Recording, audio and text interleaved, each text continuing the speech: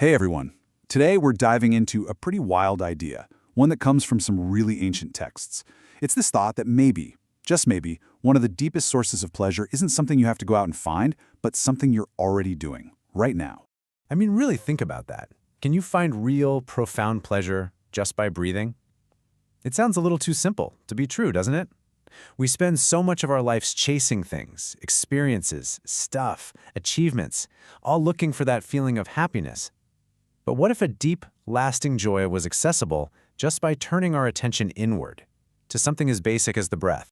So for this, we're going to go straight to the source, some of the earliest Buddhist scriptures, and we're going to look at them not as religious documents, but more like a user's manual for the mind.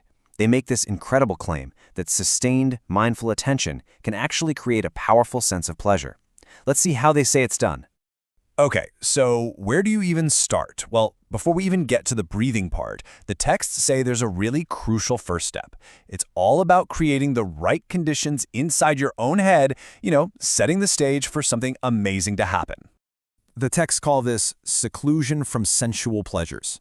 Now that sounds intense, but it doesn't mean you have to run off and live in a cave. It's a mental thing. It's about consciously deciding to take a little break from the constant pull of your senses. That endless cycle of, ooh, I want that, or get that away from me. You just let it be for a bit. And here's the payoff, spelled out right in the text. There's a direct link when you practice this inner letting go. Something starts to happen. It's described as an unsullied bliss. Unsullied, meaning pure, untouched by the messiness of the outside world. It's a happiness that comes from right inside you. All right, so the mind is prepped. It's a little quieter. What's next? Well, now we get to the technique itself. And what's amazing is how simple and clear the instructions really are. So the longer discourse on mindfulness meditation breaks it down like this. First, you just watch some part of your body, in this case, your breath. You pay attention to it, you feel it as it starts, and you feel it as it disappears. And the whole point is just to get to this simple, clear awareness that, yep, the body is here and it's breathing. That's it. No big story, no judgment, just watching. But here's a really cool twist. It's not just a cold scientific observation. There's an active, intentional part to it. The instruction is to breathe in and out while gladdening the mind. So you're actually supposed to cultivate a feeling of joy, of lightness, as you're focusing. You're sort of coaxing the happiness to show. And this is where we get to the heart of our question today. What actually happens when you can sustain this focused, joyful attention? This is where the texts start using some really vivid, really powerful language. The texts talk about these deep states of meditation they call absorptions. And the very first one is described as being filled with rapture and bliss. But notice where it comes from. It's born of seclusion. It's the direct result of that first step we talked about, withdrawing your attention from all the external chasing. And it doesn't stop there. As your concentration gets even deeper, you can move into a second stage. But check this out. The source of the pleasure actually changes. Now, the rapture and bliss are born of immersion, born of the concentration itself.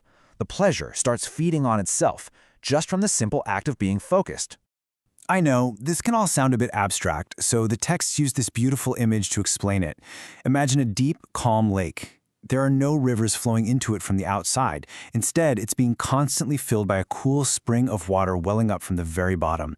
That's what this feeling is supposed to be like. Your whole body, your whole being just gets drenched and filled with this pleasure that has no external cause. It just bubbles up from within.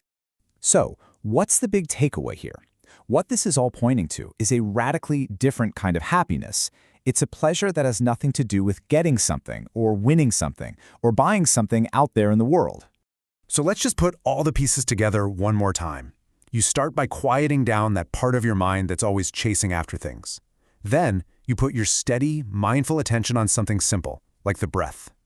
And that combination, that calm and focus, creates the perfect conditions for this natural internal pleasure to just show up. And because it doesn't depend on anything outside you, it gets called unsullied. It's a stable, reliable kind of joy.